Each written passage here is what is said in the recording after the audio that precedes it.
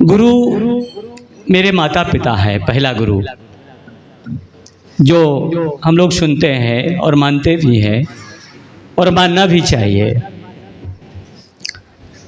मेरा जब शरीर गर्भ में जब रहता है उस समय मेरी जब माँ संभाल करती है उस समय अंदर में कौन ख्याल करता है, कौन ध्यान देता है? अंतर में तो मेरा परमात्मा ही संभाल करता है। और जैसे मैं बाहर निकलता हूँ, थोड़ा सा बड़ा हुआ तो जब थोड़ा सा बोलने लगा तो माता ने पिता ने दोनों मिल करके हमें शिक्षा गुरु के पास भेज दिया। और शिक्षा गुरु के पास हम गए और जितनी मेरी उम्र नहीं, जितना मेरा वजन नहीं, उससे ज़्यादा आजकल के जो गुरु हैं शिक्षा गुरु, वो इतनी किताबें भर देते हैं कि बच्चे की पीठ पर लग जाती है, बच्चा टेढ़ा हो जाता है। सिखाते हैं गुरु। किताबों की बात, ये किताबों में लिखा है, अगर आप इसको पढ़ लोगे तो आईएएस बन जाओगे, आईपीएस बन जाओगे, डीएम कलेक्टर बन जाओगे, बाबू चपरासी बन जाओगे। आजकल तो पढ़े लिखे लोगों की ही कीमत है। मेरे ख्याल से इस दुनिया में शायद आज कबीर साहब होते तो बेचारे एक अक्षर भी नहीं पढ़ते थे, उनको चपरासी की भी नौकरी न मिलती, क्योंकि पढ़े लिखे नहीं थे। और ये जो पढ़े लिखे हैं अभी तो आईएएस बन जाए। अब गुरु ने क्या किया? वो भी तो गुरु, शिक्षा गुरु, जो हमें इतना भर दिया मेरे अंदर कि जब मैं एग्जाम देने जाता हूँ, वहाँ पर कॉपी उठाता हूँ तो मेरे गुरु की बात जो है, किताबों की बात जो मेरे गुरु ने बताया वो मेरे अंदर आ जाता है और मैं लिखना शुरू करता हूँ और मैं पास हो जाता हूँ। पास होने से मुझे नौकरी मिल जाती है, नौकरी मिलने के बाद मुझे बीवी मिल जाती है, बीवी मिलने के बाद चपरासी तक मेरा जो एक्सपीरियंस है, मेरा अनुभव है, चपरासी तक अगर बेटा है तो माता पिता की सेवा करता है। और कहीं बाबू हो गया तो सीधे बबुआइन मिलेगी, और जब बबुआइन मिलेगी तो वो सीधे कहेगी गांव में हमको नहीं अच्छा लग रहा है। वो सीधे इलाहाबाद, मेरे मित्र हैं रेलवे में, उनका बेटा हुआ, बड़ी मेहनत से बेचारे हम लोग साइकिल से आते थे, रास्ते में वो कोचिंग पढ़ता था, वापसी में जब वो आते थे तो जितना पैसा कमाए रहते थे बेटा वह ले लेता था, पिताजी मुझे ये चाहिए वो चाहिए, बड़े खुशी से दे देते थे। फिर वापसी में जब घर जाते थे, घर से जब चलते थे तो लीटर भर दूध लेते थे और बेटा रास्ते में रहता था और दूध लेता था और खूब पीता था। आज वही बेटे की जब नौकरी लग गई तो अपनी बीवी लेकर के इलाहाबाद रहता है, ये दो बूढ़ी माँ बाप यहाँ रहते। ये है गुरु की शिक्षा। ध्यान दीजिए, हम खराब नहीं कहते, लेकिन जब आईएएस आईपीएस जब आज तक देखे होंगे, फांसी तो 4th क्लास दी और ना पढ़ा लिखा भी लगाता है, लेकिन बहुत पढ़े लिखों को भी आईएएस आईपीएसों को मैंने देखा है, कोई अपनी खोपड़ी में गोली मार लेता है, कोई फांसी लगा करके मर जाता है तो बहुत पढ़ा लिखा। गुरु ने पढ़ाया नहीं साहब। जब ज्यादा पजल्ड हो जाता है, जिन गुरुओं ने इतना भर दिया, कहने का मतलब वो भर गया और भर करके परमात्मा से जितना ही भर गया उतनी परमात्मा से दूरी हो गया, और अंत समय में इतना पजल्ड हो जाता है कि मैंने कईयों को देखा है कि वो बेचारे कहने को तो आईएएस आईपीएस बड़े बड़े अधिकारी हैं, लेकिन घर में इतनी कला है कि वो बस यही कह रहे हैं कि वह मर ही जाता तो अच्छा होता। मैंने देखा, अपनी आंखों से देखा ये क्या क्या गुरु किया है। लेकिन वो जब गुरु से उसका पेट नहीं भरता साहब तब वो क्या करता है, अब कहाँ जाऊं प्रभु, अब कहाँ जाऊं। तो ऐसे गुरु से थोड़ा सावधान।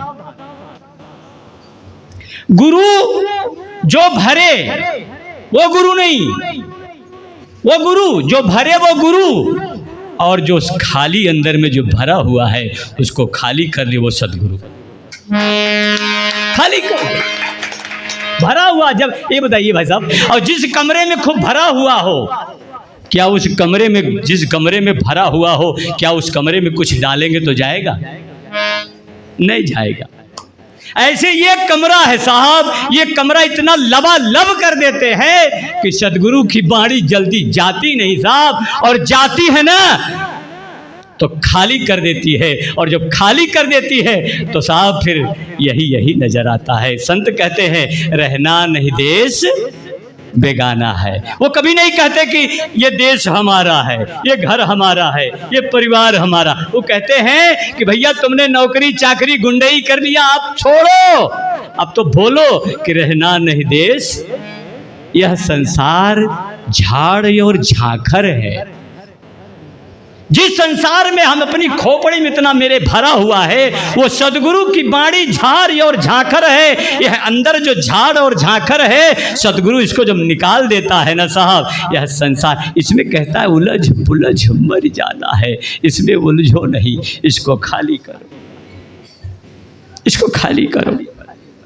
तो सदगुरु खाली, जहां खाली कर दे वहां जाना चाहिए, और जहां भरे वहां होशियार हो जाना चाहिए।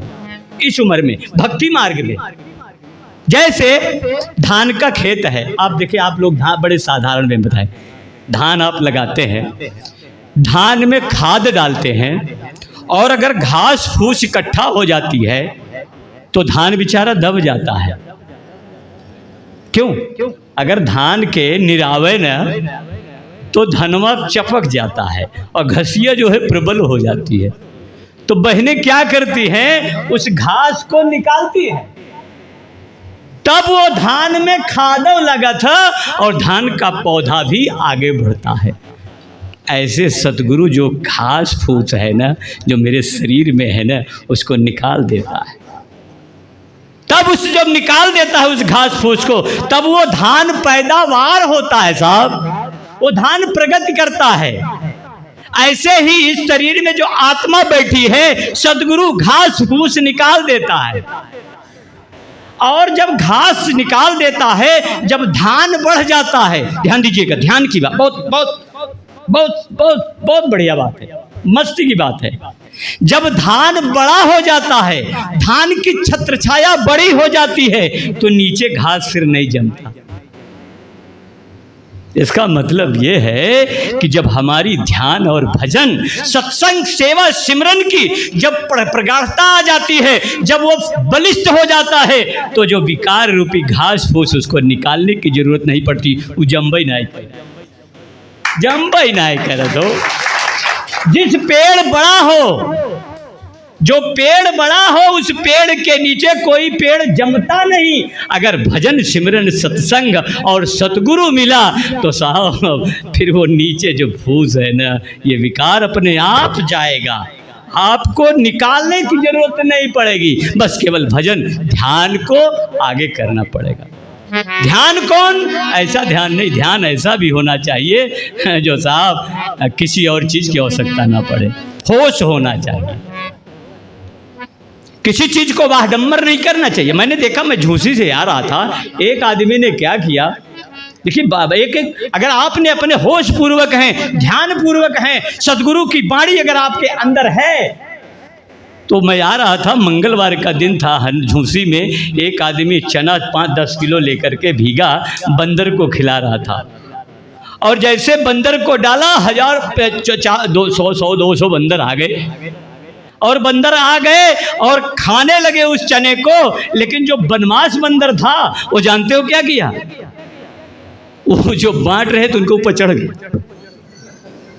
जो बनमास बंदर था उनके ऊपर चढ़ गया, वो छोड़ के भागे निकले बेचारे, हल्ला मचा रहे, बाप रे मैं तो गया। कहने का मतलब मुझे बहुत अच्छा लगा। देखिए इसमें ज्ञान की बात है। दान हो, ध्यान हो, ज्ञान हो, ध्यान हो, सत्संग हो, सदगुरु हो, दर्शन हो, लेकिन प्रदर्शन न हो। अगर प्रदर्शन करते हैं तो साहब वो बंदर जैसे झपट के काट लिया ना, अगर जरा से भी प्रदर्शन किए तो बंदर छोड़ेगा नहीं, वो काट ही लेगा। इसलिए कोई भी कर्म करो, प्रदर्शन नहीं होना चाहिए, दर्शन होना चाहिए। इन्हीं शब्दों के साथ हम निवेदन करेंगे कि गुरु से आप लोग गुरु बहुत किए, अब यहाँ 4 घंटे सदगुरु के लिए बैठे हैं साहब, सदगुरु के लिए बैठे हैं। और ऐसी बाड़ी जो मेरे, यह संसार कागज की पुड़िया, हम सब क्या हैं? जब तक जिंदा रहते हैं राम राम नहीं आता, मरने के बाद 4 लोग, बड़ी कीमत होती है, 4 लोग उठा लेते हैं और कहते हैं, तब कहते हैं राम नाम सत्य है। अभी आपको कह दे राम नाम सत्य है तो आप गुस्सा है, मुर्दा के सामने राम नाम सत्य बोला जाता है, जिंदा के सामने राम नाम सत्य नहीं बोला जाता है। मुर्दा को सुनाते हैं, मर साहब कह रहे हैं मुर्दा को राम नाम सुनाते हैं। नहीं साहब, जिंदे को राम नाम सुनाइए।